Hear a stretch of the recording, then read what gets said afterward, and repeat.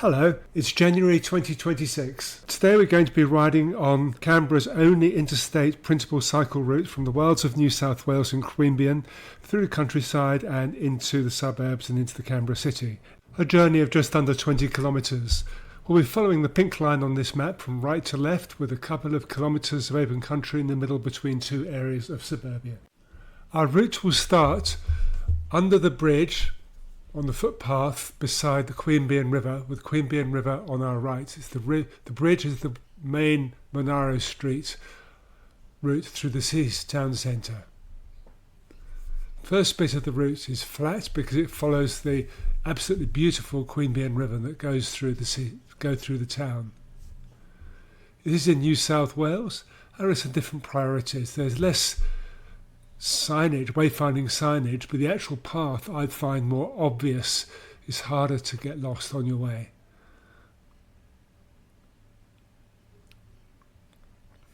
We're heading north. To keep the river on our right, we cross the road here and carry on.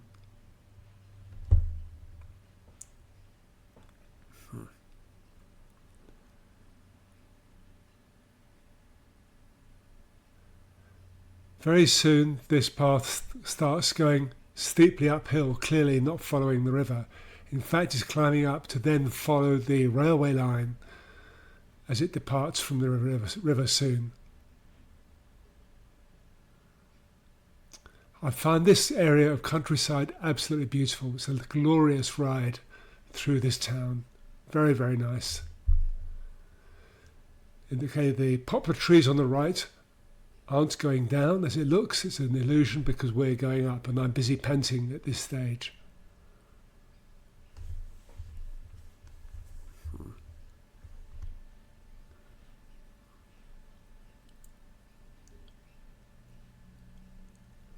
passing the church and the cemetery off to the left. It's beautifully kept and beautifully tended.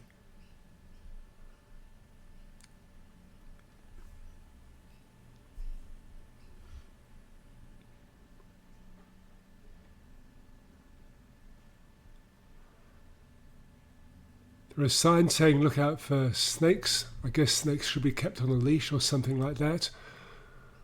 And dogs should be kept on a leash as well.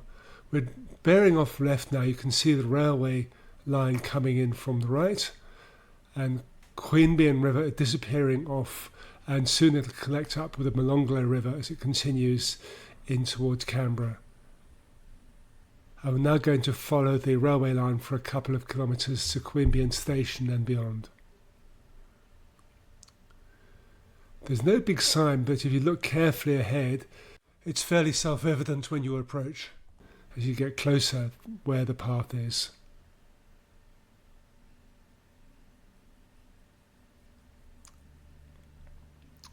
There's Queanbeyan Railway Station on the right, and what I like here, there's a lot of car parking that's been changed into delightful playground and community good areas. And lots of interesting things, including community gardens and such like. And here you can see there's no signage, just provide a common sense markings on the road to say follow these lines and you'll easily find the next bit of path.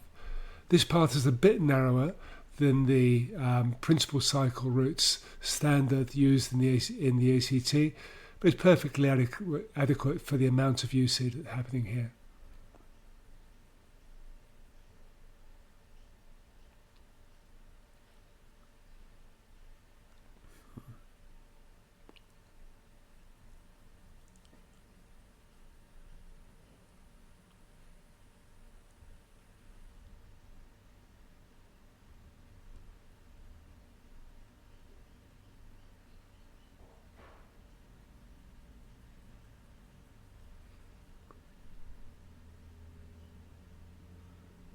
Path bears off right. Again, it's pretty obvious what's going on.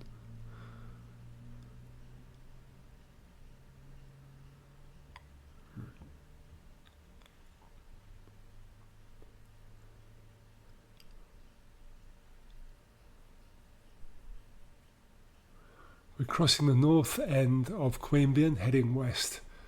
We're just about to leave New South Wales and now we're in the ACT.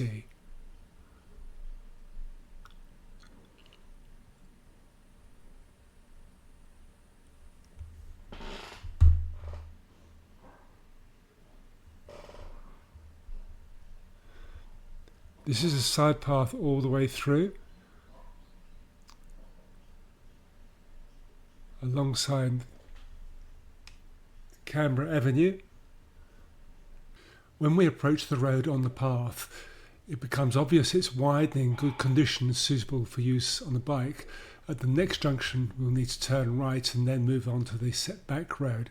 In the opposite directions, it's less obvious, and when you reach that T-junction, you will need to, there's no signage, you'll need to turn right to get onto this path adjacent to the major road for a short distance.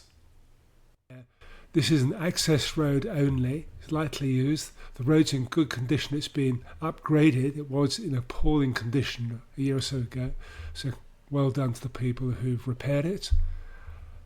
And we're now in open countryside for 2 or 3 kilometres.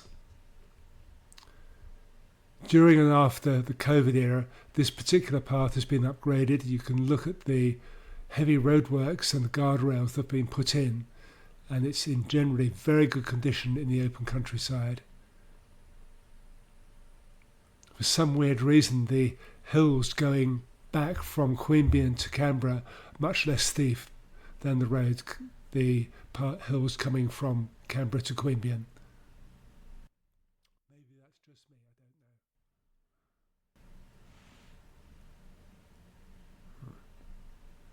know. As we're going along here, once again, this is a shared route used by all active travellers. The 4 guidelines that are used in both New South Wales and Queanbeyan and Queensland is faster vehicles, usually bikes, should give way. They do not have right of way, but slower people must not obstruct people who are trying to overtake. And if you're overtaking, there's a really good idea to ring your bell. If that doesn't work, alert people and give them the opportunity to see you and avoid you. Again, the roadworks here are excellent. This new upgrade and road servicing and making this road level in good condition is top quality.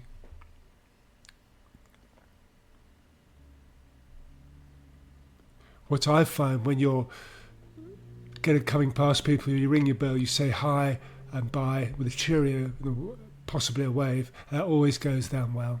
You're actually communicating with people as you go past, which is much harder to do if you're in a car. Keep that social activity going on, it's wonderful.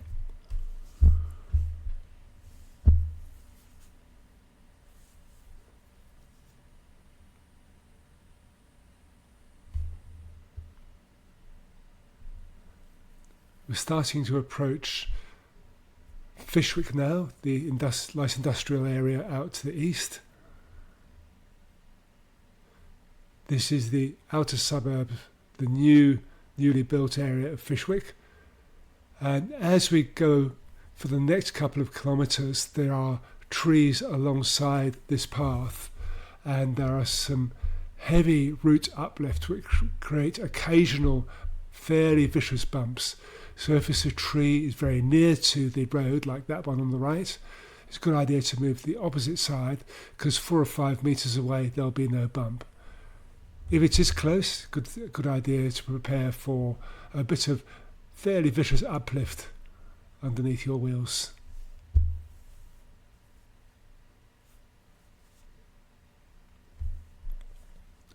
Newcastle Street, which we're about to pass, is the main through route going through Fyshwick, and will take you directly to Lake Burley Griffin, going round the north side if you wish. But that's not part of this route, which goes round the south side of Lake Burley Griffin, then comes up through Commonwealth Avenue Bridge. We turn left here,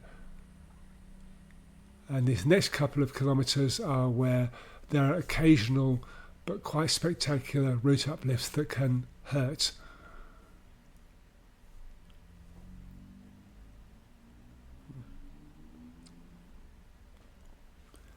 said that, this area is not very obvious. It's very... Having said that, this bit of the route is not very obvious. It's buried, hidden under the trees. It's nice and shady. Apart from the road surface, it's a very pleasant bit to ride. And not many people use it.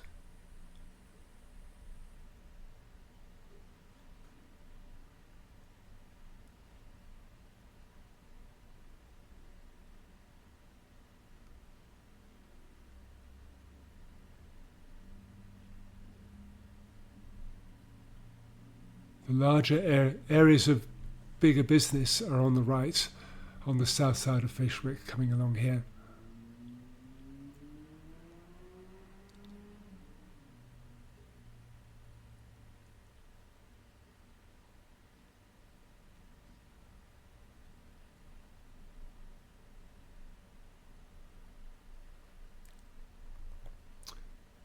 At the end of this section of the path, the road will divide, goes right up a hill a bit, or it can go left and along a pavement. You can take either route and it'll take you to the next junction. It's your choice, whichever you prefer. We're going to head left.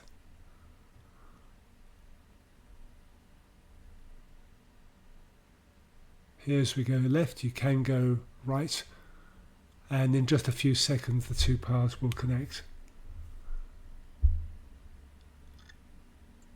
There's a path coming in from the right there. The bridge in front of us is the Monaro Highway that goes down to Cooma from Canberra, and Canberra Avenue is the route we've been following all the way from Queanbeyan and goes into Kingston in just a couple of kilometres.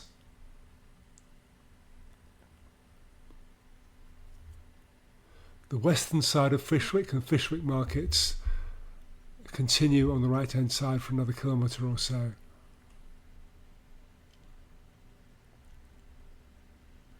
This whole section of Principal Route 2 has been designed for an upgrade for this area, and it's clearly in need of it. The paths are narrow and not always in good condition. There are some areas, it's variable. Some places there are zebra crossings or wombat crossings or traffic lights. Some places like here, there's absolutely nothing. There are plans in place to improve these once money is available.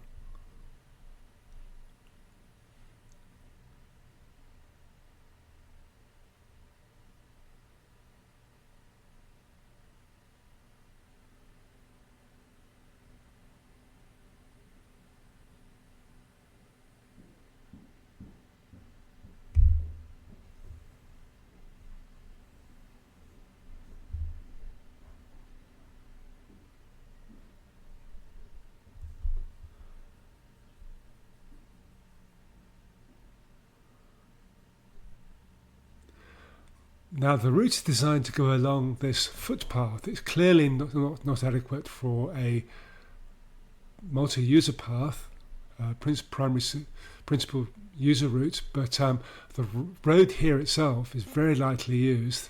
I'm going along here because it's what's designed. I don't think it's much of a problem. It'd be quite easy and safe and not concerning to be using this road itself, which is very lightly used. It's only used for access, so far as I can tell. And if I was going not for demonstration purposes, I would choose to use the road along here.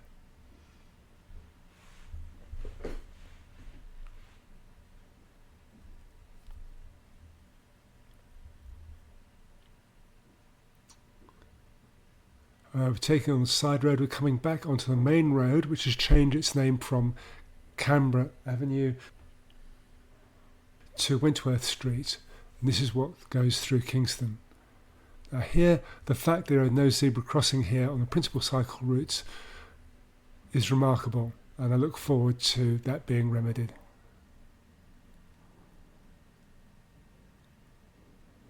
Burke Crescent is the primary access for the railway station on the right. I guess this is railway station train park,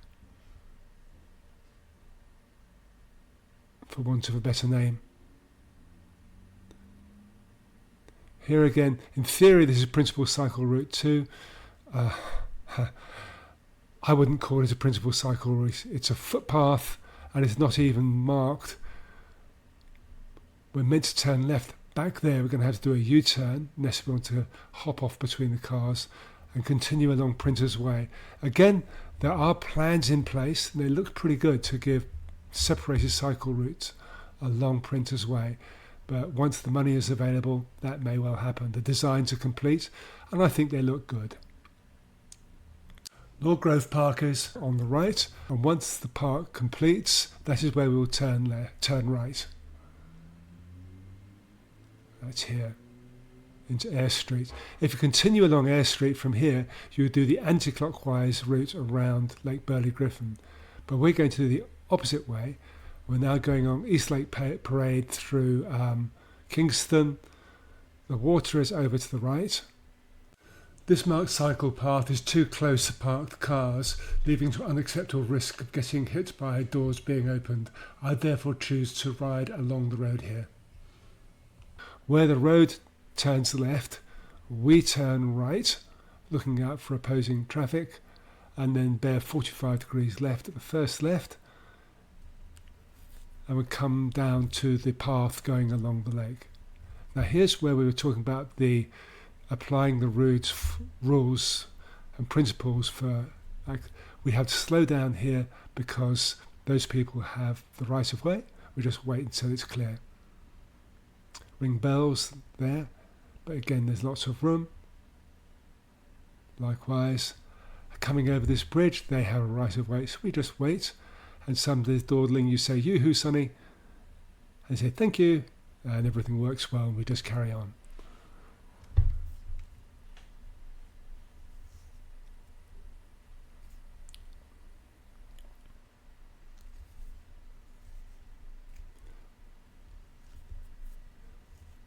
There's a temporary path change. We move onto the road. They made a separated bit for bikes, which is absolutely excellent, very popular. We anticipate it's going to be made permanent in the near future. It's only 800 metres. Before then, everyone used little path on the right, and there was so many people working at different speed. It was always congested. Now, it's just marvellous. Everyone on bikes like it. They don't feel scared because there's a big curb between adjacent cars and bikes using the other lane in both directions. Fantastic initiative.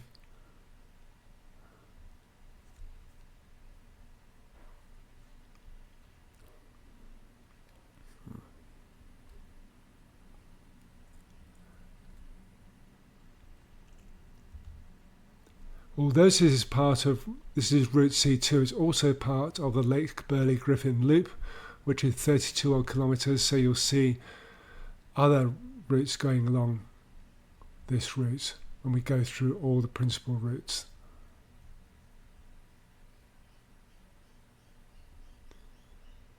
This video is taken and recorded at double speed to reduce the amount of time taken, but if you want to see what it's really like, you can set your YouTube to set it at 0.5 speed, but after a short while I imagine you'll find it gets boring. It takes a long time to go anywhere.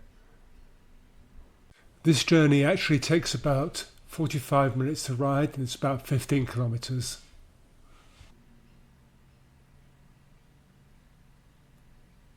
And again, we have to give way, but we don't. That's not a problem.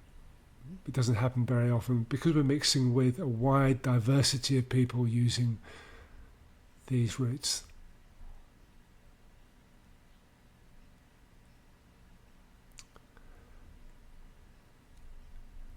This route has been done after half of Commonwealth Avenue Bridge has been closed. The northbound side is closed for a whole year, so we will need to use the cycle path on this side of the bridge, which means we'll be turning left here and sharing this side of the bridge with all pedestrians and all push bikes.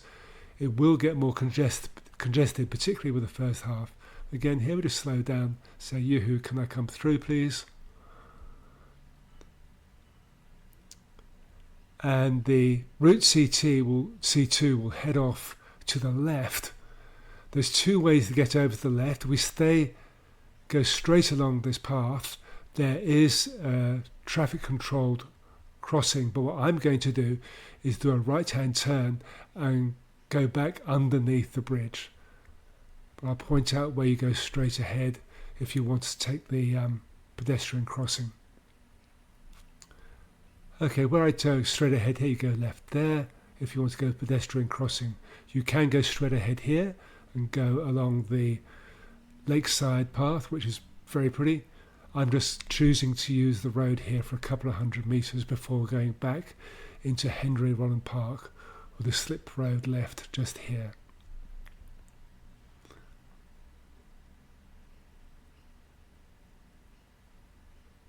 And choose your options for getting onto the lakeside path. And in a short while there is a dirt road which is in good condition. I'm riding a road bike and it's absolutely fine. It's got pebbles on it, so it's a little bit bumpy, but it's just a little bit bumpy. It's not scary or anything like that.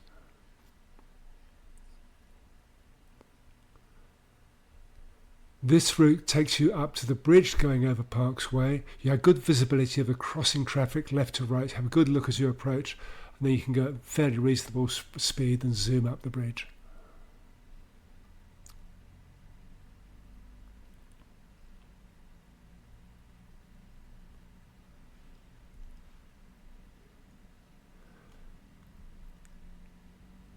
At the bottom of this bridge, the principal cycle routes divide into two lanes at the next traffic light. So if you want to continue north onto Route C8 from here, it's a good idea to cross the road so you can move on to the left-hand lane for the rest of this journey. If we look at the yellow arrow on this map, it shows where you can go from where we stop, get on to principal city route C8, which is the city loop, take you around on an inner circle where you can connect with other routes. And that's all for now. Thank you very much. Cheerio.